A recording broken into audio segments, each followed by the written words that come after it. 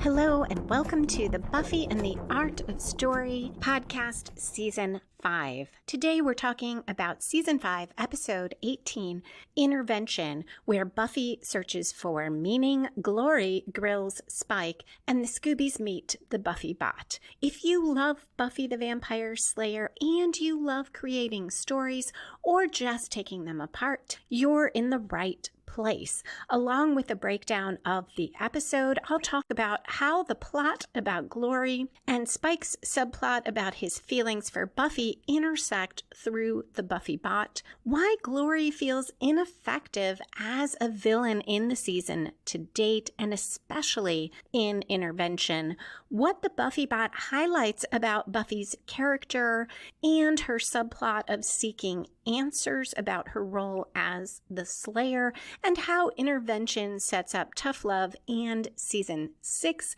I'll talk about that when we get to the foreshadowing section. There will be no spoilers until we reach that part of the podcast. I am Lisa M. Lilly, mystery and thriller author, story expert, and founder of writingasasecondcareer.com, where you can learn more about fiction writing, publishing, and book marketing.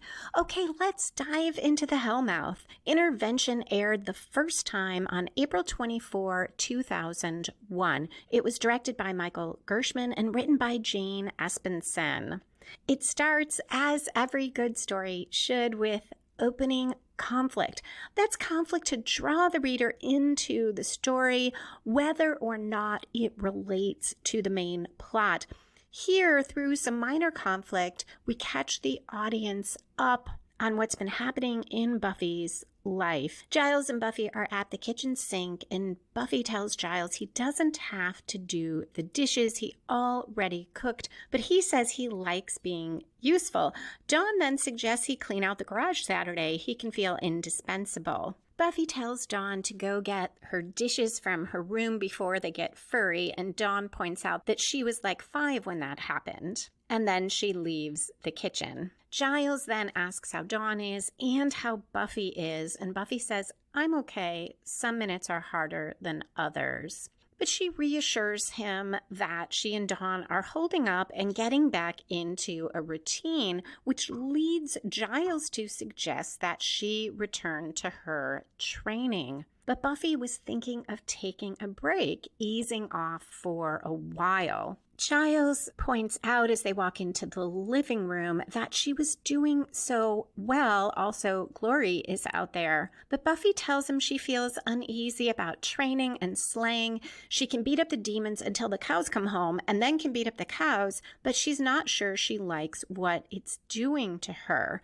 Giles talks about how she's mastered so much, including strength and resilience.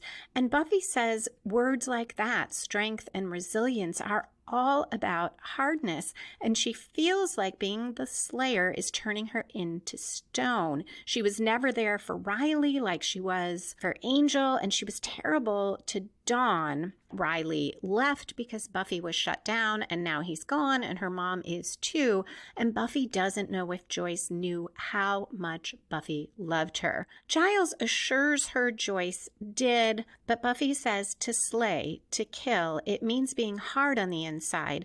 Maybe being a perfect Slayer means being too hard to love at all. And she goes on that she can hardly say the words and then says, "Giles, I love you. Love, love, love, love, love." Giles, it feels strange. He asks how serious she is about this question, and Buffy says 10, serious to the amount of 10. At 3 minutes 31 seconds into the episode, Giles tells her there might be a way. There's a quest, and Buffy says, a quest? Like finding a grail or something?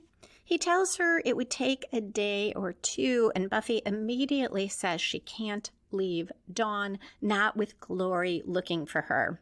This highlights part of why Glory doesn't seem that powerful to me. While Buffy was grieving over Joyce and Dawn and she were struggling, Glory didn't take advantage of that to attack Buffy or her friends. Now, maybe she didn't know, but that also undercuts the powerful hell god aspect, and we should expect Glory to be more powerful because of the way the Watchers Council warned about her and made that distinction between her not being a demon, being a god. The fact that Buffy does ultimately go on the quest further undermines Glory as a immediate threat or a significant danger, because way back in Checkpoint, when the Watchers Council came to visit, Glory told her if she didn't cooperate that next time someone she loves would die bloody, and yet Glory has not followed through on that threat. It's possible Glory, as a character, doesn't really like hurting or killing people. She wants to get her answers another way, but that also doesn't fit that hell god idea and what we've been told about her, how she rained down terror in the other dimension.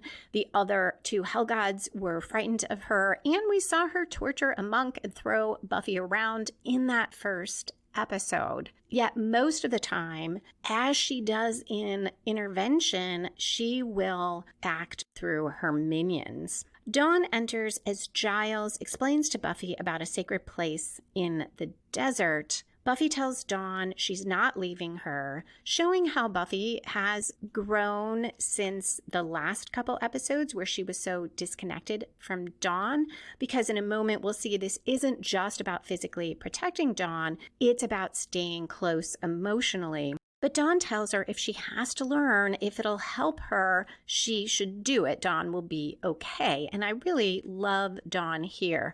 This is about 10% through the episode at 4 minutes 23 seconds when Dawn tells Buffy to go on the quest.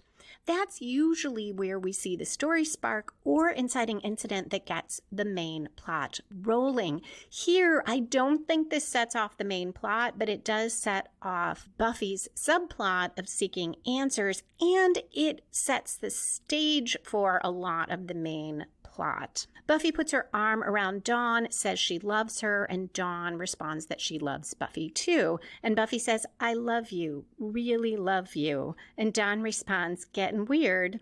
And Buffy says, sorry, but it's important that I tell you, weird love's better than no love. They hug and we cut, and that was a perfect segue because at 4 minutes 48 seconds in, Spike says, some say it's better than the real thing. He's with Warren, and the camera pans to the BuffyBot. She's in a pleated skirt and a pink sweater and a black leather jacket. Spike says she looks good, but what about a little walk, a little talk, maybe a zippy cartwheel?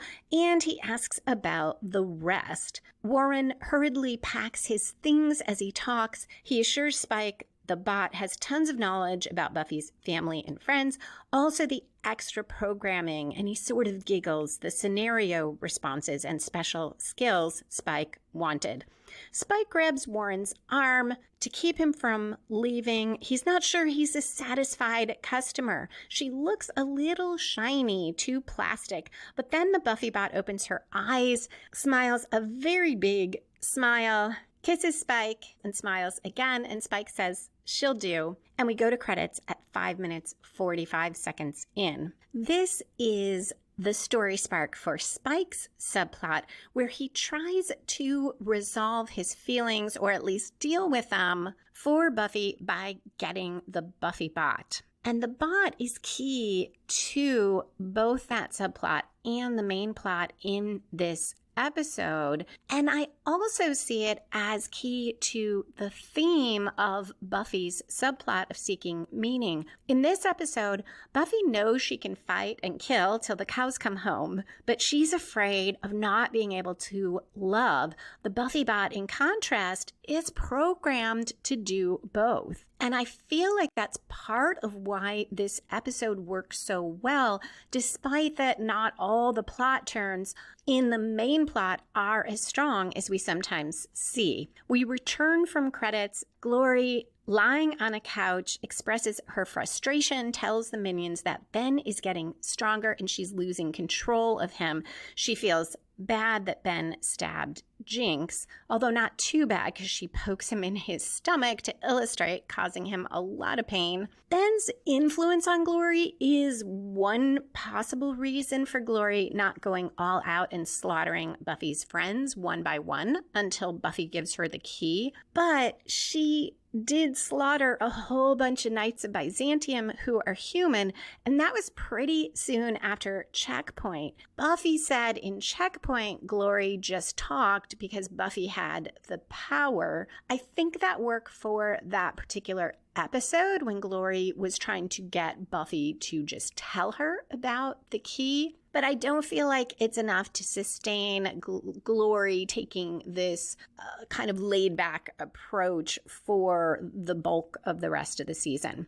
One of the minions reminds her that they did get new knowledge that the key is human, and Glory says it doesn't matter. If time runs out and they only have knowledge, they're screwed. And the other minion reminds her she is a god, the sacred Glorificus, and she responds, a god in exile, far from the hellfires of home, and she's sharing a body with the enemy who stabs her minions in their fleshy stomachs. All this is exposition, but it's believable because it comes out through conflict. Glory sharing her feelings, her minions trying to deny that things are as bad as she believes they are. But it also adds to that feeling of why isn't Glory doing more? Because now we know time is running out. We knew that before, but it reminds us. Glory continues that she's sure the Slayer must have contact with the key, and she instructs the minions to find out who is new in Buffy's life, who's special and different, and orders them to get the key for her and finishes, if you love me, get it for me. So we have another reference to love, which so much of this episode is about. I also think this is the story spark or inciting incident for the main plot, although it's far more than a 10% through the episode. But this is what sets off the action plot of Glory more actively seeking the key, which leads to seizing Spike. The scene cuts to Giles driving Buffy to the desert in his red convertible. He opens the trunk to get out supplies. Buffy hopes for water, food, and maybe a compass. And Giles says, how about a book, a gourd, and a bunch of twigs? Buffy responds, I don't think I'll be that hungry. He tells her he needs to do a ritual to transfer his guardianship of her temporarily to a guide. Buffy jokes, great, there's a guide, but not food and water. Will it lead him to her bleached bones in a week? And Giles answers, Buffy, it takes more than a week to bleach bones. Giles lays out the sticks in a circle and tells her he has to jump in and out of the circle and shake his gourd. And Buffy says, oh, I know this ritual. The ancient shamans were once called to do the hokey pokey and turn themselves around. He sighs and jumps into the circle, then out and shakes the gourd, looking very awkward. And Buffy says, and that's what it's all about. At 9 minutes 56 seconds in, Spike fights with the bot, but he easily catches her. She says she's not doing her best. She can't resist, quote,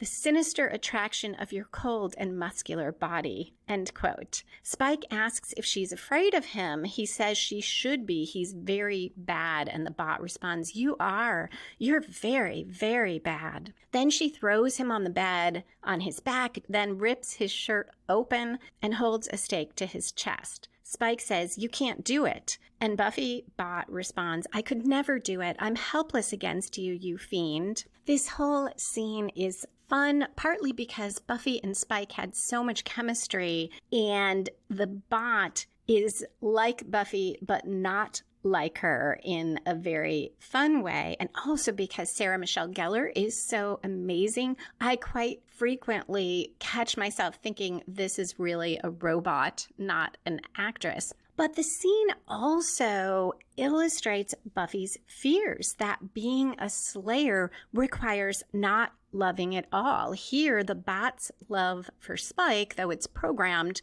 makes her weak. against him, though we'll see later it doesn't weaken her in other fights. Spike flips the bot onto the floor, and when he's on top of her, he calls her Buffy and slides down her body and off screen as he gets to her stomach.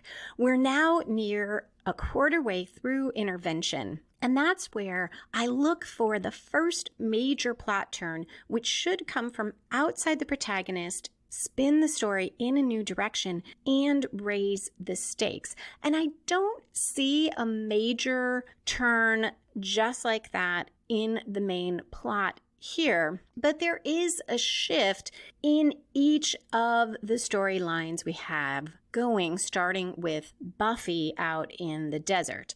At 11 minutes 5 seconds, Giles chants and Buffy walks through the desert. The music for the first Slayer plays. It's kind of a haunting flute music, and eventually Buffy sees a large cat. I didn't look up what kind. I'm thinking a lion, a female lion or lioness perhaps, and Buffy says, "Hello, kitty."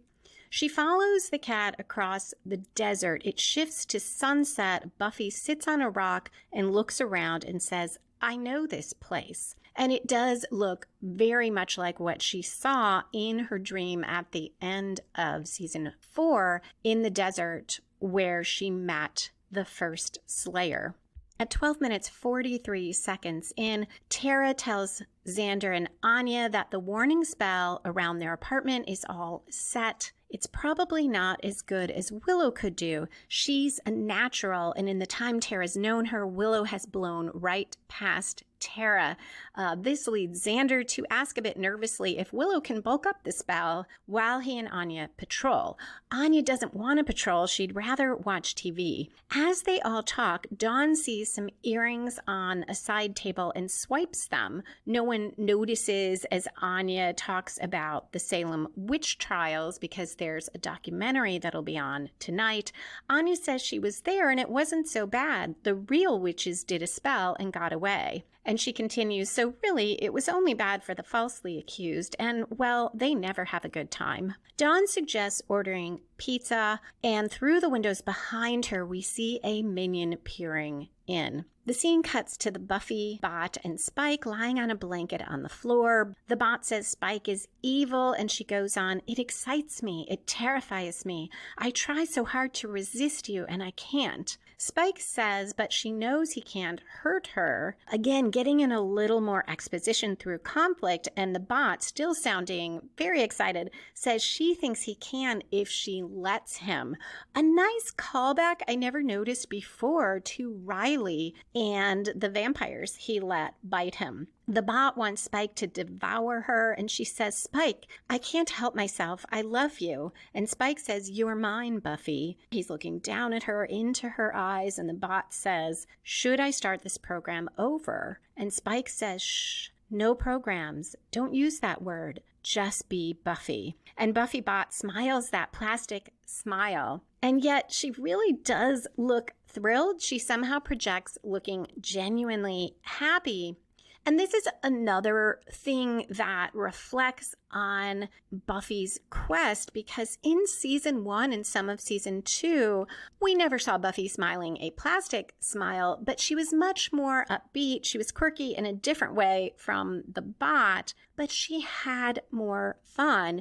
And then as the season goes on and everything that happens weighs on her, that gradually changes more and more. And remember, in season 3, Willow and Xander tell Faith about all the things that happen, kind of joking around. And Faith says it seems like Buffy needs to find the fun, something Willow echoes. And this BuffyBot is a little bit like Buffy when things are fun. And that echoes that question of what does being a Slayer do to Buffy? At 14 minutes 31 seconds in, Willow exits a school building with another student, and she's telling him to be careful with the book she's loaning him. Don't bend the corners. Don't put a coffee mug down on it. Don't spill anything. And this made me think about, I once borrowed a book from someone I worked with. I'm pretty careful with books, but not to the Willow standard and not to this colleague's standard. And he asked me so many times, well, you're not putting a sticky note in there, are you? You're not folding the corners. He was so worried. And I didn't really love the book anyway. It was L. Ron Hubbard's Earth, I think, that I finally just gave it back to him. It was so stressful just to read the book because he also said he very carefully never opens books all the way so that he doesn't crack the spine. And that was what tipped me over the edge. So Willow, in the midst of all this, looks around, feeling a little uneasy, maybe sensing but not seeing the minion who is following her. The scene cuts to the bot. She gets out of bed and puts on her leather jacket and walks out of Spike's crypt saying, "Time to slay. Vampires of the world, beware." Spike mumbles in his sleep but doesn't wake up.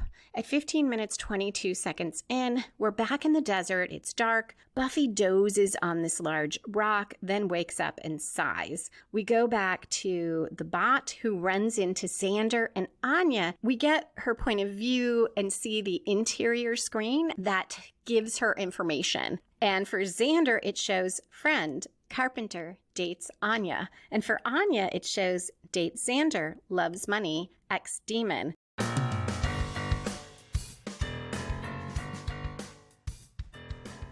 A short personal update, which might be helpful to some of you if you are publishing any of your own work. I recently published for the Writing as a Second Career series the first 3 books in additional editions, hardback and large print. So super simple story structure, creating compelling characters from the inside out, and the One-Year Novelist. But what I didn't realize is by doing both, I could not have them all linked on Amazon's sales pages. So if you go to the Kindle edition or the print softcover edition, you'll see the ebook edition, the paperback, and the hardback, but you won't see the large print. There's a limit to how many versions they'll link because they feel like it's confusing for customers, which I understand, but had I known that, I would have made just one additional edition, the hardback, as a large print. So learn from my mistake. Sometime I'm going to do a post of all my mistakes, so everyone can learn a ton. If you do prefer large print and you haven't read the books yet, you can find links to the large print editions at writingasasecondcareer.com under the menu item Books on Writing. I also did something fun. I took a research trip to Southern Illinois to check out locations for my new mystery. I went with my sister-in-law, former sister-in-law, to different restaurants, coffee shops, taverns, the newspaper office, which is on Main Street. And I found it so fun because there were actually stacked up print editions of the newspaper sitting on the door outside the office. We went to the public library and the Madison County Archival Library, which will definitely feature in the book. So I've been posting some things about that on my author website, lisalilly.com. Look for the blog menu item, and also on Instagram at Lisa M. Lily. So if you want to see any of those photos or learn more about my trip, you can find that there.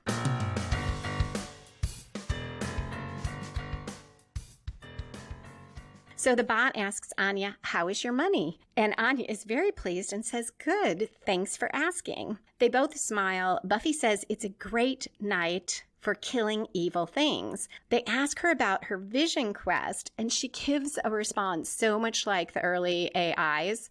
The bot says, "I don't understand your question, but thank you for asking. You're my friend and a carpenter." And Xander asks if she's sure she's okay. Just then Spike runs out and the bot says, "It's Spike, and he's wearing a coat." Spike tries to cover, claiming he and Buffy decided to patrol together. She keeps trying to stand next to him and hold his hand, and he pushes her away and pretends she's trying to fight him, and finally suggests they all split up because the place is crawling with vampires. And Xander says he hasn't seen any, but right then a bunch of them appear. Xander gets attacked. He tries to fight back. Anya runs around with a stake. The bot fights, and so does Spike. But the bot ignores Xander and Anya, which the real Buffy wouldn't do. She'd fight and she'd go protect her friends. Instead, the bot yells at the vampires to stay away from Spike. And as Anya stakes one vamp in the back to get him away from Xander, the bot calls out to Spike, throws him a stake, and he dusts the last one. Spike tells Anya and Xander they can go home. The bot agrees. She and Spike will do it alone. At 17 minutes 56 seconds in, Xander and Anya are gone, and the bot rolls her shoulders and tells Spike she doesn't get it. She killed the vampires, but now she feels too hot, and she asks if she looks hot to him, and he says, always. BuffyBot responds, you better feel me to make sure, and Spike says, I can do that, and they kiss. So a little bit of shades of Faith, this idea that slaying makes you hungry and horny. Spike clearly believes that or wants that to be the case. As Anya and Xander head out of the cemetery, Xander wishes Giles had told them Buffy was back because Buffy doesn't seem right and he wonders what went on. Anya says Watcher and Slayer things. She thinks probably some ritual with an enchanted prairie dog, which I love because it's so close to what happened. And she says that Buffy fought okay, but Xander points out she never asked about Dawn. At 19 minutes in, they hear moaning and look through the bushes and see Spike and the BuffyBot having sex. Spike is on his back, the bot is straddling him, and the bot says, oh, Spike, you're the big bad. You're the big bad. At 19 minutes 8 seconds in, Willow and Tara sit on the couch watching TV, and Willow complains about the less satanic than thou judges in the witch trial documentary. Tara suggests changing to the Discovery Channel because it has koala bears. Anya and Xander rush in, asking where Dawn is. She's asleep in the bedroom, so Xander then tells them Buffy's gone insane. Tara interjects that before they jump all over Buffy, people act differently when someone dies. And after her mom died, she did things like staying out all night that weren't like her. And Anya says Buffy's boinking Spike. Willow, glancing at Tara, says Tara's right. They shouldn't judge Buffy. But Tara says, what, are you kidding? She's nuts. This is mainly for the joke because I think that Tara probably would think that this fits what she just said, but it's such a surprise that I buy she says it. Xander says he'll go find Buffy. They need to help her. Someone commented in the movies when people are really out of it, you slap them, and Xander says he won't slap her, but if he sees her straddle Spike again, he'll definitely knock himself unconscious. At 20 minutes 19 seconds in, a fire burns in the desert. Buffy's lying on her side asleep, but she wakes up and asks who's there.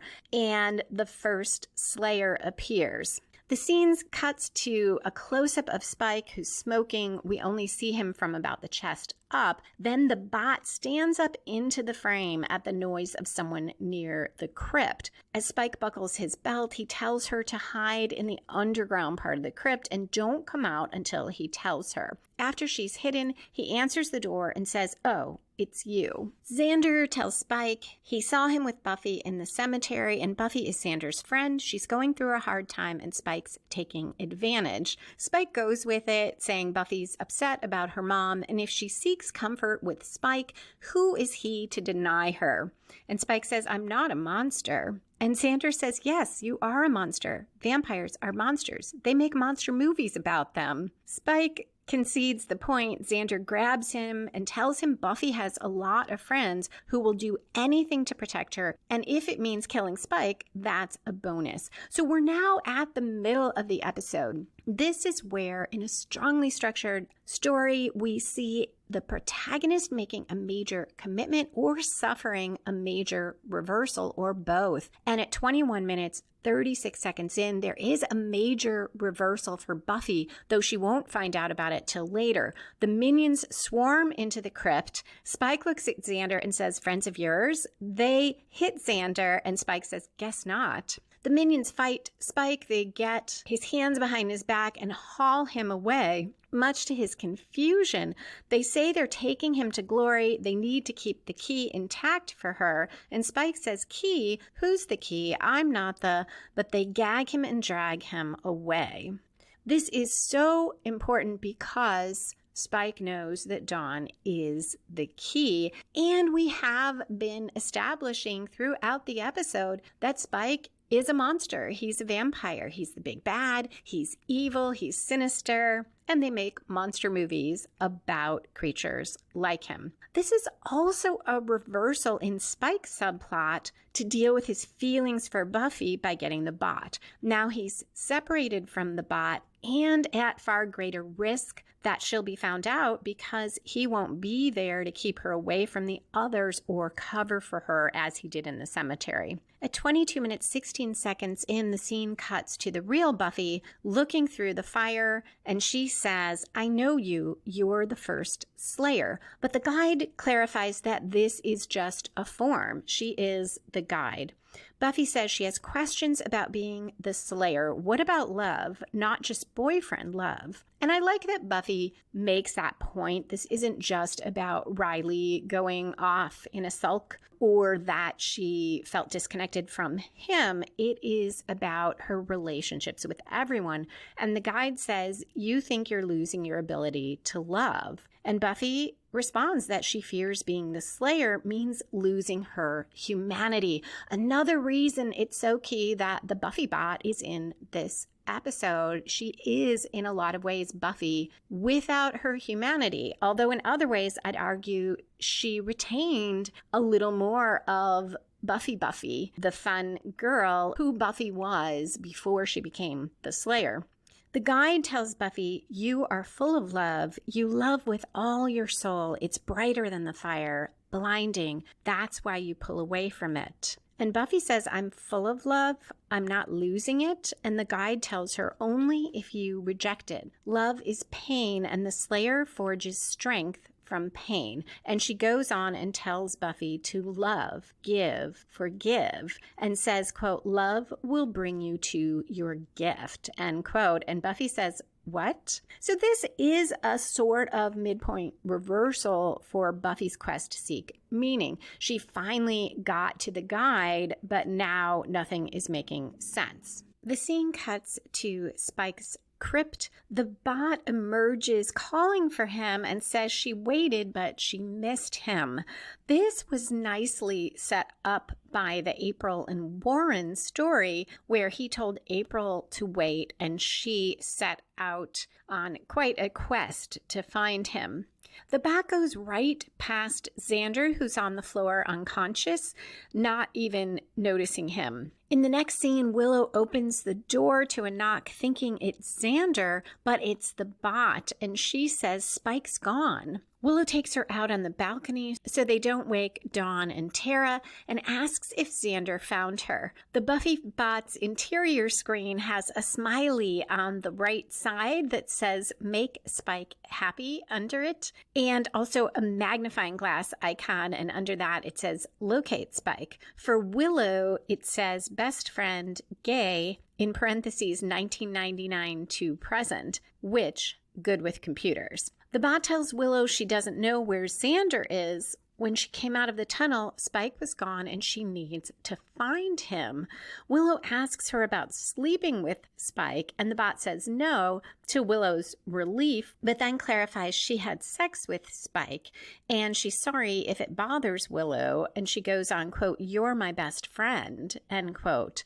Willow says, I am, and I always will be, no matter what you do. But Willow is trying to figure out what happened, and she says she thinks that maybe when Buffy was grieving, that made her feel weak, and Spike is not like that. This is interesting because it reflects Buffy's fears about being the Slayer, that caring and loving are somehow opposite to being strong. I'm not sure I think Willow would believe that that was Buffy's issue. I think she would more go back to Tara's point about in the depths of grief, Buffy's making poor decisions. But anyway, Willow ends with, so Buffy just this one time did something crazy. The bot rushes to assure her it wasn't just once, it was many times in lots of positions, and she offers to make sketches. Willow tells her something is seriously wrong. She was with a vampire before, but Angel had a soul. A nice way to quickly bring in the Angel backstory, also through conflict. And the bot responds, Angel's lame. His hair goes straight up and he's bloody stupid. Willow is now really confused, but she says, okay, she just wants to help. And the bot repeats, you're my best friend. Willow agrees again, clearly finding this stranger and stranger. And then the bot says, you're recently gay. Xander interrupts, banging on the door. He wakes up Anya and Tara. As the bot and Willow join them, Xander says, Buffy, and the bot says, yes, that's me. Xander explains about the minions taking Spike to Glory, and she says, we have to get him back. And Xander says, so how do we find them? Everyone looks at the bot, who looks around and then says, I fight with weapons. Xander says, yes, they should go get weapons at Buffy's. He has nothing good here. And this is also a great example of a very human thing to kind of fill in the blanks. If you've ever had a conversation where you don't quite hear everything someone said, or where the person just doesn't seem quite right, but maybe we don't notice right away because we know who they are and we fill things in to make it all make sense. Also, Xander has no reason, at least not yet, to think this isn't really Buffy. There's another explanation, which is that something happened on this quest that has thrown her off. And we cut back to Buffy at 26 minutes, 28 seconds through. She doesn't understand, what does love leading to her gift mean? And now the guide says, death is your gift. And Buffy says, death. And the guide responds, is your gift. And Buffy says, okay, no, death is not a gift. My mother just died. I know this. If I have to kill demons because it makes the world a better place, then I kill demons, but it is not a gift to anybody. But the guide responds, your question has been answered. She disappears and Buffy looks around confused. I see that as the climax of Buffy's search for meaning, the subplot for that within this episode. Buffy has lost or failed in her quest, at least from her perspective. The minions drag Spike to Glory, who says, what the hell is that and why is its hair that color? She is lounging in a blue sparkly slip dress. When they tell her he is the key, she circles him and says, really? That's fantabulous. But she sniffs him and says, and impossible. She goes on to tell him the key is pure, Spike is a vampire, and lesson number 1, vampires are impure. So adding to that idea that Spike, because he is a vampire by definition, is also impure. So not just evil and a monster, but impure. Building up what a big deal it is for Spike to do what he will do in the rest of the episode. Spike tells her, yes, he's impure, big mistake, let him go. And Glory says you can't even brain suck a vampire, which is a great way to explain why she doesn't do that to Spike. And she says he's completely useless. But the minions insist the Slayer protected him above all others and treated him as precious. So now Glory's intrigued. She calls him precious. She wants to know what the deal is. Spike tells her to sod off. And she punches him hard enough to send him flying across the room. He hits the wall. Great foreshadowing for what Spike will do later, and it probably gives him the idea. She now grabs him and drags him to his feet by his lip, then flings him onto the bed on his back, climbs on top of him and straddles him, much like the bot did.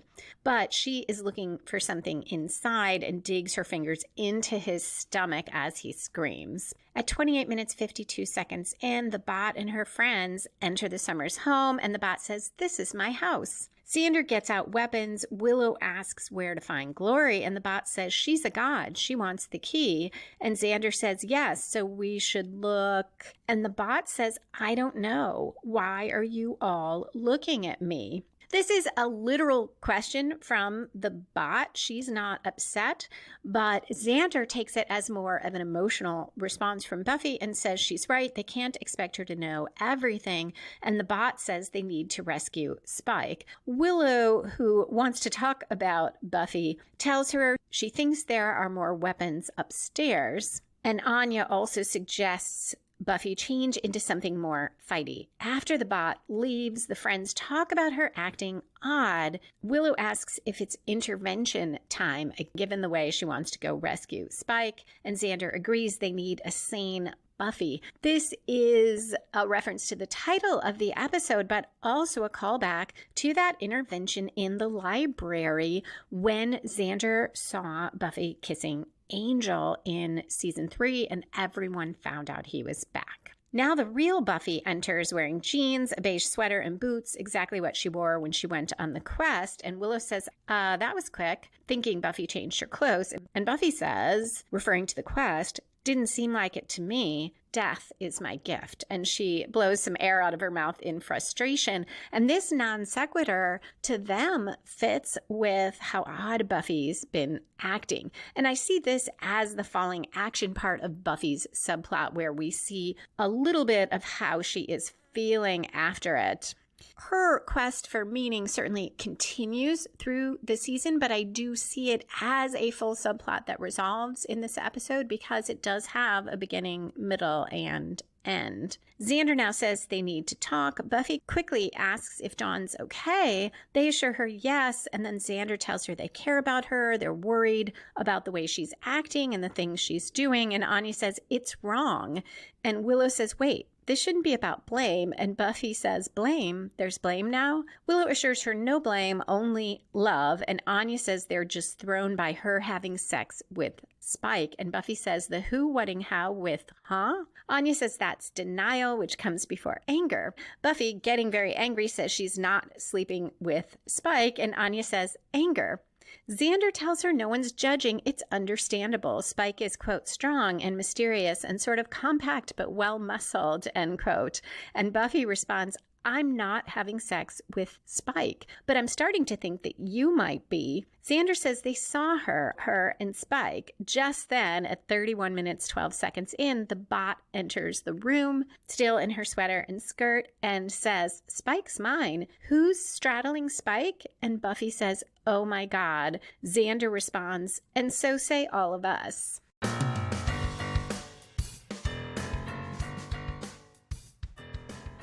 So earlier I said I had a short personal update. I guess it's actually fairly long because I have one other thing.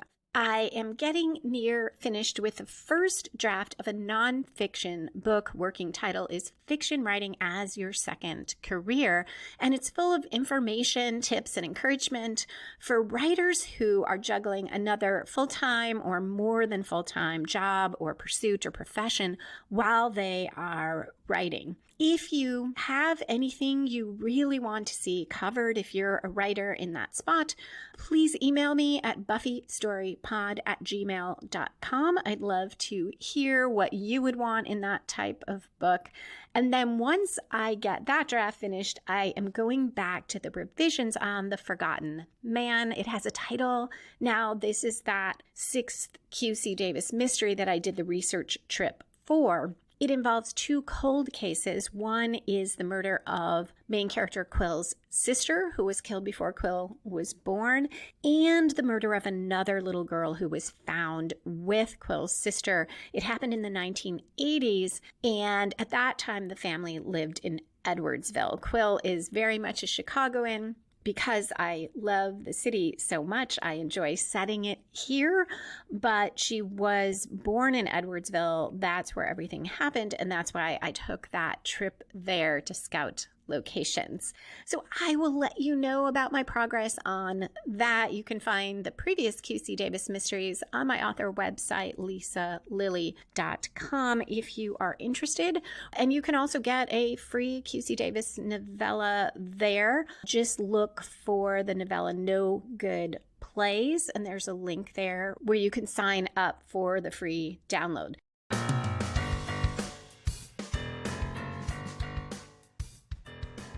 The BuffyBot now says to Buffy, "Say, look at you. You look just like me. We're very pretty." And again, the bot looks so happy, and it's nice that she is not upset by another Buffy, and she seems to pretty easily let go of that somewhat jealous moment of Spike being with someone else.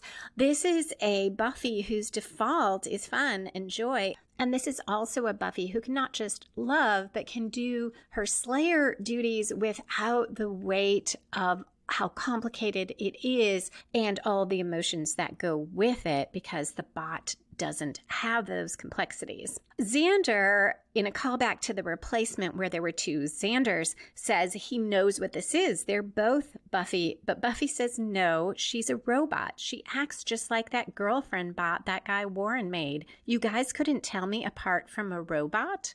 And the bot says, "Oh, I don't think I'm a robot."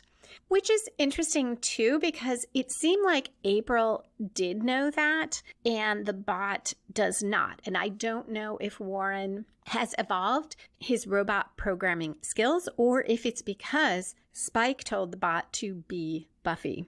The others speculate that Spike probably made the bot too, and Buffy tries to cut them off before they can talk about her being a sex bot, but Xander says he already has the visual. The bot reminds them they're forgetting the important thing. Glory has Spike, and she's going to harm him. And now Buffy looks panicked. She says they need to kill him before he can tell about Dawn, and she knows where to start looking. At 32 minutes 17 seconds, the scene cuts to Spike. He hangs by his chained wrists from the ceiling. He's bloody, he's exhausted and bruised, and says it's enough. He'll tell Glory who the key is, and we cut to a commercial. So we're near the 3/4 point of the episode. This is where I look for the last major plot turn. It should grow out of that midpoint and take the story in yet another new direction. And we have that here, that reversal where the minions got Spike, and now growing from that is Spike reaching this crossroads where he either has to tell Glory, or we don't know what the other option is, but he comes up with one because he can't hold out any longer and he can't stall any longer, though he'll try for a moment. We come back from the commercial. Our friends stand in that field where Buffy killed the Sobek Cobra Demon, and she says Glory must live somewhere near there. Giles, staring at the bot, says she's quite extraordinary. The bot calls him Giles, and he says, "Giles? Spike didn't even bother to program my name properly." Buffy tells Skirt Girl they're not there to save Spike, but to kill him. He knows who the key is, and the bot readily agrees because Spike is evil, and goes on, but, quote, "You should see him naked. I mean, really," end quote. And I also wonder, is she willing to kill Spike because he told her to be Buffy? Or did Warren program her that realistically? And did Spike want him to be that realistic about her Slayer duties? And this too suggests perhaps you can be the Slayer and love, at least if you are a robot. Buffy puts them in teams and tells Giles to take the bot. Glory gives Spike a drink of water in a soft voice, asks if he can talk now, and then she smashes the glass in his face and says he's a very needy little bloodsucker and it's not very attractive. And she tells him to start talking. Spike does, speaking slowly as he twists his wrists in the chains. He claims it's someone on TV, someone who runs that game show where they guess what stuff costs. The minions get very excited, saying it's Bob Barker. They'll go get Bob Barker. And Glory stands really angry and says it's not Bob Barker. He's old and the key is new to this world. So this raises the question of, does Glory not know that the monks can alter the world? I mean, they made Dawn 14. Why couldn't they make her 30 or 50 or 60 or Bob Barker? So it seems Glory must not know that because she's so focused on who is new to the world. Glory says the vampire is lying, and Spike laughs, tells her it was fun, and guess what? He's not telling her jack. She'll never get her key because she might be strong, but in this world she's an idiot. And Glory says, "I'm a god." And Spike responds, "The god of what? Bad home perms?" She tells him to shut up, but he goes on calling her a prancing lightweight. He says the Slayer will kick her skanky, lopsided ass back to the dimension she came from, and he calls her a cheap, whorish, fashion victim ex-god. He goes on until she punches him harder than before, and those chains break. He flies into the wall again, says to himself, good plan, Spike, and staggers away. At 35 minutes 47 seconds, Glory tells her minions to go get him. More of why she seems ineffective. In the episode, we saw again in Checkpoint that she could get across the room in less than a second. You didn't even see her. So why not just zip over to Spike and grab him back? He's not a big threat to her, but she wanted him, so why send those minions? Spike struggles and pulls the elevator doors open. He falls in because there's no elevator card there. He lands on top of one that's going down, opens a trapdoor, and falls into the elevator car as the minions run down the stairs. This starts the climax of the main plot, where the opposing forces have their final clash and resolve the conflict. Technically, it probably starts when Buffy comes in, though Buffy never goes up directly against Glory. Spike gets to his feet in the elevator as the minions reach the ground floor, but just then the door from outside flies open. Buffy and Xander storm in. Buffy's got her hair in a ponytail like the bot, but still wearing jeans. She has a t-shirt on.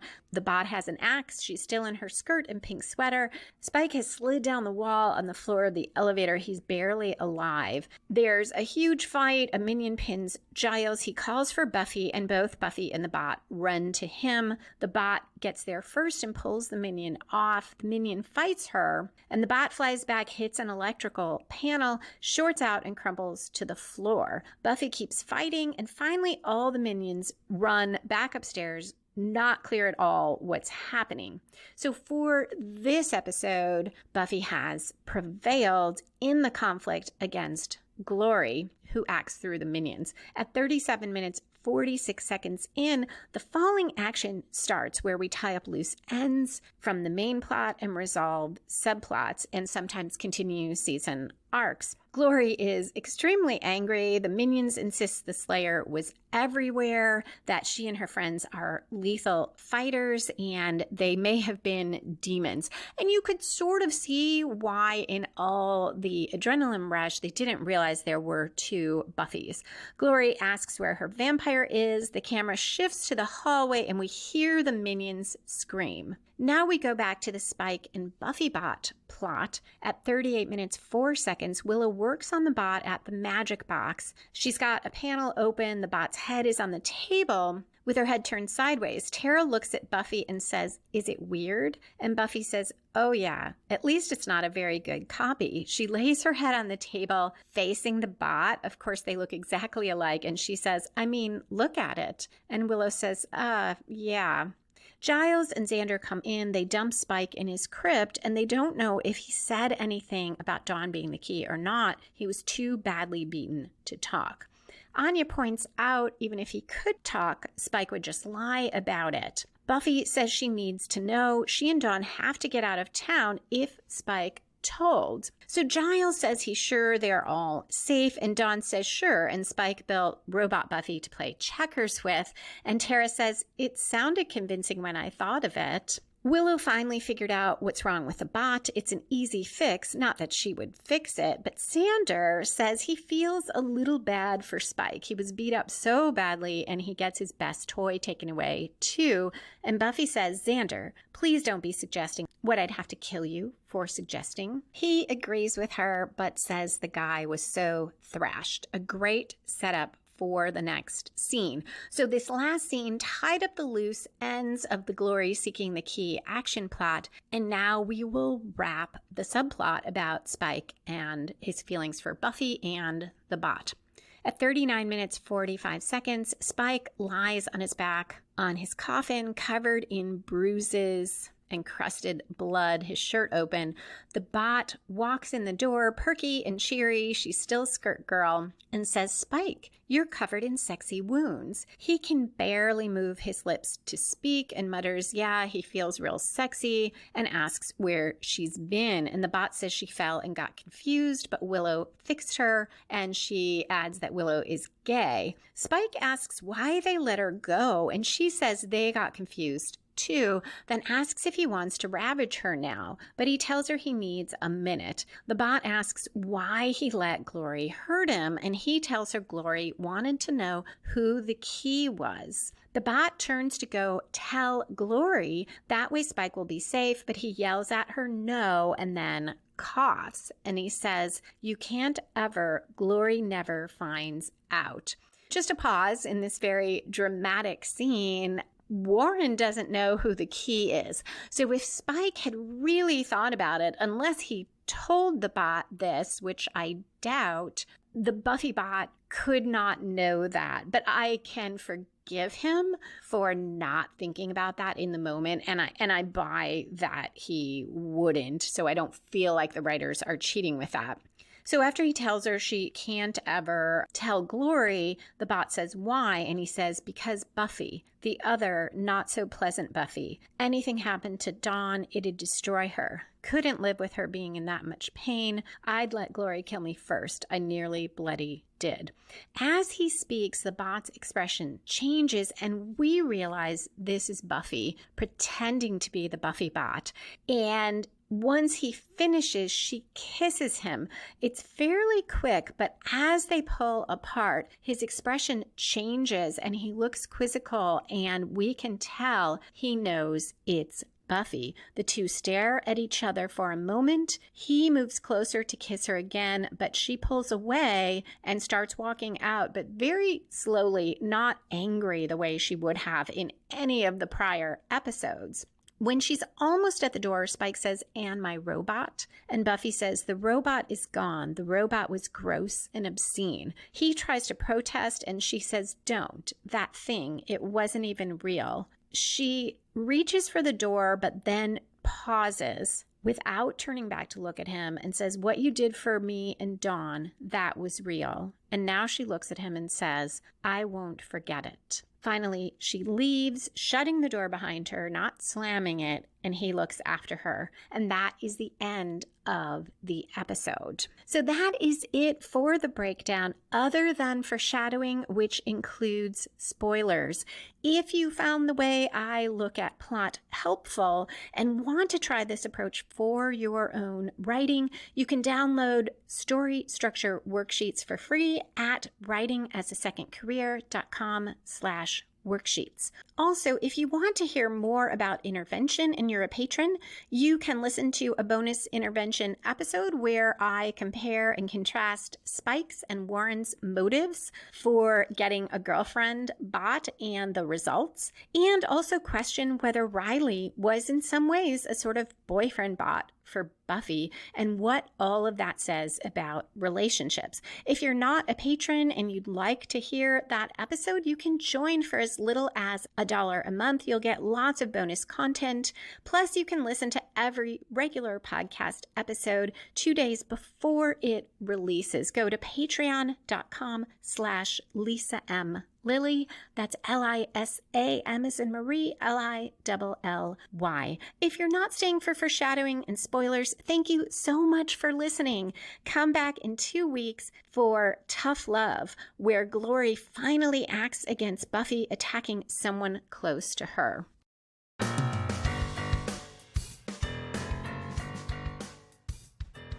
And we are back for foreshadowing, which includes spoilers. Dawn swiping those earrings on the table. Nothing will happen with that this season, but in season 6, she'll keep stealing things, and stealing the wrong amulet, I think it's an amulet or talisman, sets off the musical episode once more with feeling, because this demon thinks she has called to him. And it creates great clashes between her and Anya. Another Dawn issue. In this episode, I like Dawn. She and Buffy are connecting. She's supportive of Buffy. Buffy expresses her concern for Dawn. And then in Tough Love, that's where Buffy is angry at Dawn for skipping school, and the school threatens to take Dawn away. They are both awful to each other. Again, it's as if this episode and that connection in Forever didn't happen. Of course, there is the Spike and Buffy relationship. She isn't kissing him in a romantic or sexual way, but she chooses to kiss Spike. And from here to the end of this season, she will treat him differently, and he'll say, I'm a monster, but you treat me like a man. But then in season 6, they end up involved. Buffy feels terrible about herself because of it. Despite that, we do see here that Spike has done this thing for Buffy, for Dawn. And despite that, in the beginning of the season, in 6, he's still there helping Dawn. But we go back to treating Spike as a monster. And season 6 makes clear that he is still a monster. So a lot of that is foreshadowed by the repetition in this episode that he's evil, he's bad, he's a monster. That's what vampires are.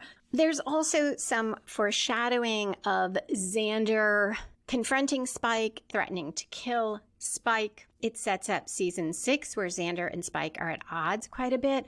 But in another way, it's contrary to his attitude, because he becomes really angry at Buffy in season 6 when he finds out she was sleeping with Spike. Here, he is actually willing to entertain the idea that Buffy has sex with Spike because she's in a bad place, she's grieving, she's struggling. And then in season 6, when you can argue she's been through so much more, not just Joyce's death, which she never gets to truly process, but her own death and coming back and all of that. And he doesn't seem to have any sympathy for Buffy.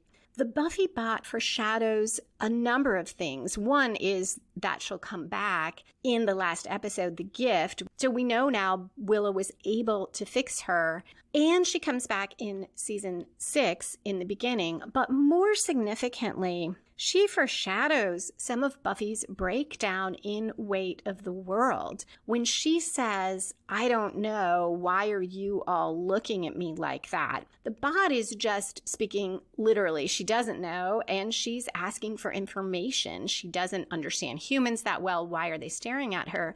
But that could so much be Buffy, who always has to have the answers. And when Dawn is taken in the episode before Weight of the World, Buffy goes into that catatonic state. She simply cannot handle it.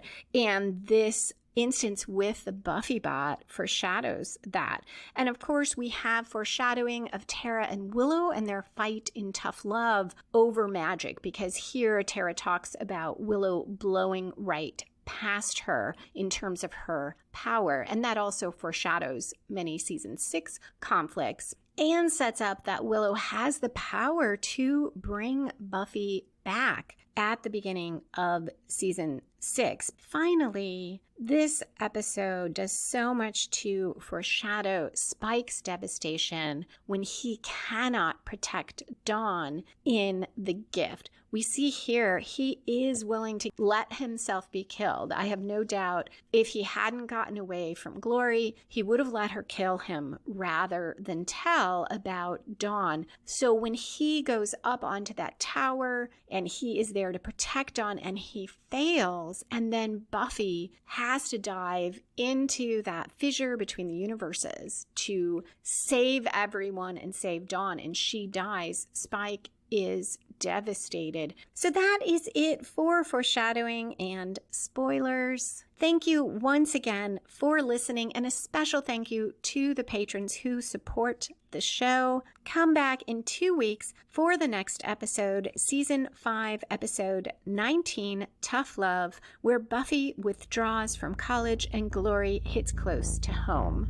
You can listen to back episodes of Buffy and the Art of Story at lisalilly.com/ facebook.com/BuffyStory or lisalily.com/YouTube. Comment on the episodes or connect with me on Instagram or Twitter at Lisa M. Lilly, or by visiting the Buffy and the Art of Story Facebook page, or email your comments to buffystorypod@gmail.com. Find book editions of Buffy and the Art of Story at lisalily.com/BuffyBooks. Music for this episode was written and performed by Robert Newcastle. Buffy and the Art of Story is a production of Spiny Woman, LLC, copyright 2022. All rights reserved.